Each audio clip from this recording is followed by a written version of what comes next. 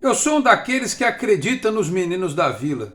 Acredito no potencial deles e os defendo, até porque a história está aí para provar.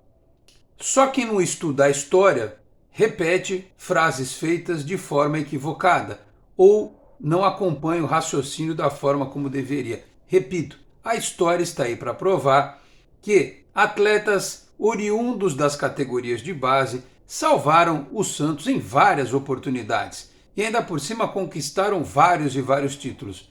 Se eu puder fazer uma regressão do presente para o passado, nós vamos falar do Rodrigo, financeiramente, trouxe retorno para o Santos, do Gabigol, que foi campeão, do Neymar, do Ganso, do Diego, do Robinho, né?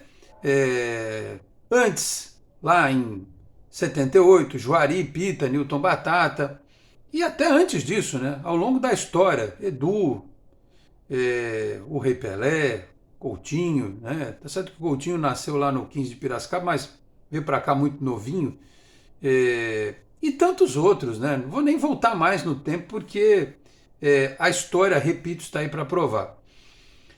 E no atual momento do Santos, a gente precisa ficar de olho nos times, no sub-20. Sub-20 do Santos tem um jogador de seleção, pena que não jogou, né? O Miguelito. E pena que ainda não conseguiu mostrar, até na equipe principal, quando teve parcas oportunidades, e sempre quando o time está numa draga danada, o potencial que ele já demonstrou no sub-20. E outros, né? Tem vários outros. No próprio sub-20, no sub-17, no sub-15, até os menorzinhos, né? Sub-13, sub-11, que a gente tem que tomar cuidado para não colocar nesses meninos uma carga de responsabilidade maior do que a que deveria existir. Mas enfim, eu acompanho tudo que acontece na base, ainda mais agora que a tecnologia nos permite assistir todos os jogos. Eu sempre compartilho aqui na comunidade do canal. Só não assiste quem não quer os jogos do sub-15, do sub-17, do sub-13, do sub-11. Há canais de clubes do interior que transmitem. Por exemplo, o Santos jogou contra o Monte Azul no sub-17 esta semana, neste sábado. Semana passada jogou lá e deu para assistir também. A gente descobriu, né, por um acaso, um canal de um cidadão que é caminhoneiro e que transmitiu o jogo contra o Ituano do sub-15 lá semana passada. Falamos aqui também, né? Neste final de semana teve transmissão da Santos TV. Outro dia teve jogo do Sub-12, Sub-14, foi transmitido por um outro canal alternativo aí do YouTube. Enfim, tem amostras e exposição do trabalho que é feito nas categorias de base para o torcedor poder já ir se acostumando, olhando as características desses meninos e sabendo se eles podem ou não fazer parte do time principal um dia, talvez até num curto espaço de tempo. E eu costumo dizer que entendo que muitos que demonstram um potencial enorme na base, quando chega em cima, sentem o tranco por conta da necessidade de amadurecimento e da parte física também. Mas eu olho para o sub-17, para o sub-15 do Santos, eu enxergo ali uma série de garotos que têm enorme potencial para servir a equipe principal do Santos. O lateral esquerdo, então, é um negócio surreal, né? O Vinícius Lira, por exemplo, é um negócio absurdo que esse moleque joga, né? Junto com o Souza, por exemplo, que também é jogador de seleção brasileira. Então, outros também. O Santos tem ótimos zagueiros na base, tem centroavante, tem meia, né? Como é o Bernardo do Sub-20. Aliás, outro dia surgiu uma notícia aí de que ainda não procuraram o rapaz para ser feita a renovação de contrato dele. Precisa ser feita a renovação de contrato do Bernardo, porque ele tem muito potencial, né? Vai parar em qualquer outro clube se o Santos não abrir o olho. Então vamos falar agora sobre as vitórias deste sábado, né, lá no CT Rei Pelé. Com transmissão da Santos TV, acompanhei boa parte dos dois jogos, porque estava envolvido aqui em outras atividades na manhã de sábado, mas depois revi os gols e tal. Dá para fazer aqui uma análise tranquila do que foram estas vitórias do Santos na manhã deste sábado. Meus amigos, um grande abraço, de volta para mais um vídeo aqui do nosso Canal 10, sempre em nome de Peter Leandro e Dani Haddad, Fisioterapia. Quer ter mais qualidade de vida e ficar livre das dores? Então, entre em contato com o Peter ou com a Dani pelos telefones 13 99704 0944, 13 99782 7308. Conheço o trabalho também pelo Instagram, @Peter Leandro e Dani Haddad. Também Vila Unitá Premium Beef, a arte do bom churrasco. Em São Paulo, na Vila Madalena, no Instagram, @unitá.beef, no WhatsApp 11 98798 4884, 11 98798 4884. Se você estiver nas redondezas da Vila Madalena, pode retirar em loco com o Marcão ou solicitar a comodidade do delivery que entrega na sua casa. E dizendo que viu aqui no Canal 10 tem 15% de desconto na primeira compra em Vila Unitá Premium Beef, a arte do bom churrasco. Se você está chegando agora aqui ao canal, peço para que se inscreva, ative as notificações, deixa o like que também é importante. Se quiser, torne-se membro do canal. E se puder, tem um íconezinho aqui embaixo, aqui, compartilhar, tá bom? Embaixo do vídeo. Você vai poder mandar no seu grupo de WhatsApp ou na sua rede social, ajudando assim o Canal 10 a continuar crescendo. Muito bem. Eu vou aqui, como sempre, dando crédito, e apesar de ter visto o jogo, tem aqui tudo detalhado, tudo bonitinho do trabalho da Laura Marcelo no Diário do Peixe. Notícia deste sábado: Santos vence Ituano e Monte Azul no retorno do Sub-15 e do Sub-17. Já eu vou ler aqui, mas tem alguns jogadores que realmente chamam a atenção. O Rodrigo César, por exemplo, no Sub-17, né? É um menino que eu já vi jogar de centroavante, já vi jogar de meia. Ele é alto, ele parece que já está encorpando, ele chegou bem magrinho, né, no ano passado. Parece que ele já está ficando mais forte fisicamente. Ele joga nas duas, é impressionante a desenvoltura dele. Aliás, eu acho que ele joga nas 4 posições do ataque. Ele pode ser ponta direita, ponta esquerda, centroavante e meia. E ele tem essa desenvoltura, ele entra na área para fazer gol, ele dá passe, e foi o que ele fez no jogo contra o Monte Azul. Ele fez 2 gols, um de pênalti, é bem verdade, e deu passe para o gol do Lucas Jaime.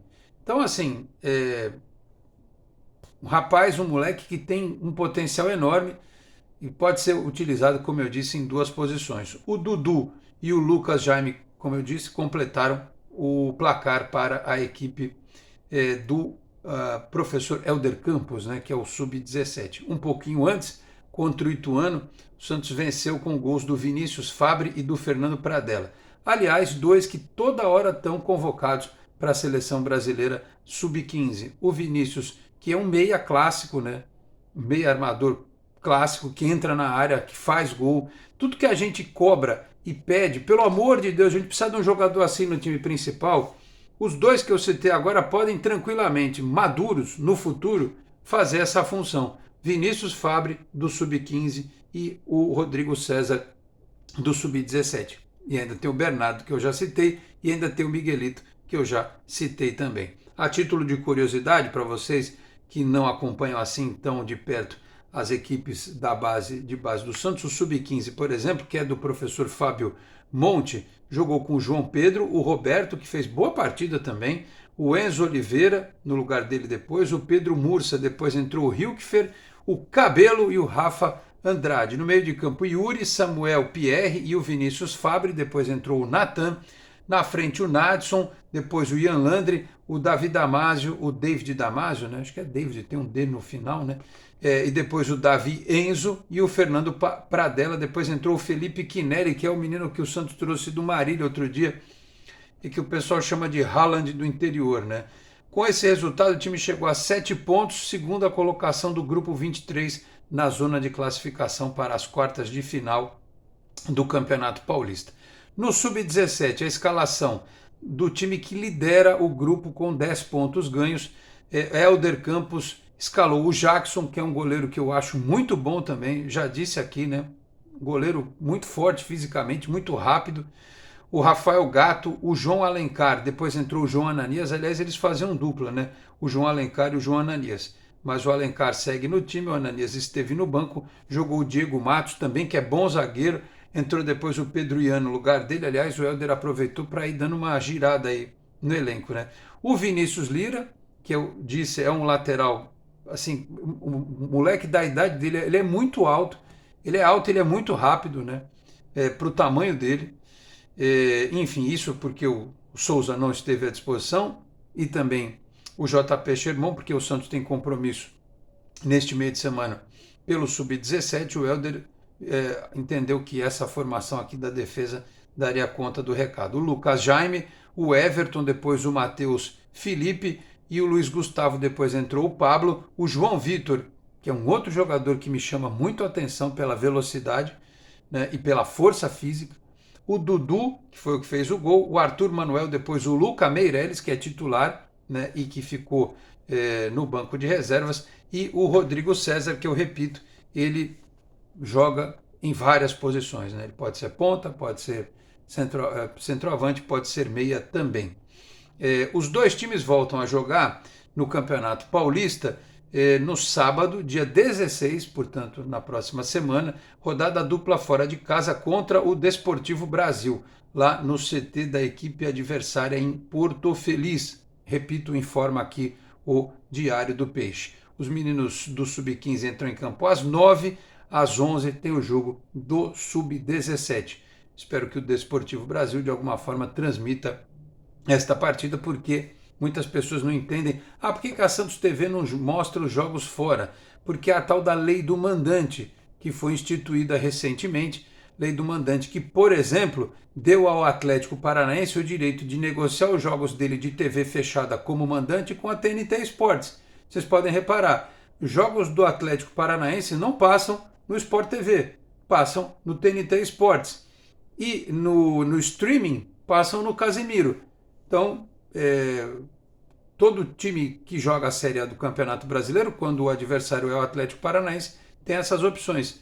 Ele tem um contrato diferente de TV aberta e de pay-per-view também, é sempre bom dizer. Então, todo clube que é mandante pode fazer os jogos. Então, o Santos, a não ser que tenha direito de transmissão previamente estabelecido, jogos, por exemplo, do Campeonato Brasileiro Sub-17, o Santos só pode fazer se a detentora não fizer. Se ela não fizer e se ela autorizar, como o Santos fez, a Santos TV fez a partida com o Goiás esta semana. Mas se ela for mostrar, o Santos não pode, como mandante, exibir a partida, entendeu? Então, primeiro o direito dela, que pagou pela transmissão, e depois o mandante tem esta prerrogativa. No interior é a mesma coisa. Qualquer time do interior pode transmitir no Facebook, no YouTube, no Twitter, no Instagram, onde quer que queira, os jogos do Santos, tá certo? Então, semana que vem, vamos aguardar se o Desportivo Brasil vai transmitir estas partidas, imagino que sim. Só que antes, o time do Helder tem compromisso, né? O Sub-17 na quarta-feira, 3 da tarde, tem o jogo contra o Atlético Paranaense, e eu fiz vídeo aqui, né, esta semana falando sobre a situação no Campeonato Brasileiro Sub-17. O Santos precisa aí, tá dentro da zona de classificação, pode ser que até classifique perdendo, depende de outros resultados, mas se empatar tem boa chance, se vencer está classificado para a próxima fase desta competição. Portanto, serviu inclusive este jogo, esta goleada deste sábado 4-0 contra o Monte Azul, como uma forma de dar uma motivação extra para os meninos da equipe do Santos no Sub-17, o comando do professor Helder Campos, tá certo? Então é isso, as categorias de base vão sendo movimentadas aí, tem muita coisa para rolar ainda. O Paulista Sub-20 só vai ter jogo, de novo, tinha dado uma pausa, né? Tinha dado uma pausa aí, deixa eu ver aqui qual é o próximo jogo do Santos. É no dia 16 também, né? Que é o outro sábado, 3 da tarde, contra o Esporte Clube São Bernardo, no CT Rei Pelé. Só lembrando que pela primeira rodada o Sub-20 tomou uma traulitada fora de casa diante do Bragantino por 4-1, o São Bernardo venceu a Ferroviária. Então, São Bernardo e Bragantino tem 3 pontos, Ferroviária e Santos não tem pontos. O Santos no sábado da outra semana, portanto, precisa desta vitória contra o Esporte Clube São Bernardo, porque classificam só 2 times, né? Aí o Santos vai aos mesmos 3 pontos do Esporte Clube São Bernardo, o Santos tem um saldo de -3, então precisa ganhar aí com saldo, se possível, né, para tomar o segundo lugar do Esporte Clube São Bernardo, e a Ferroviária vai receber o Bragantino no jogo de volta também, né, na segunda rodada, melhor dizendo, aí pode embolar o grupo todinho. E aí na terceira rodada, no domingo, 11 da manhã, também no CT Repelé, dia 24 de setembro, o Santos pega a Ferroviária. Então, nesse turno desta fase, o Santos tem 2 jogos em casa.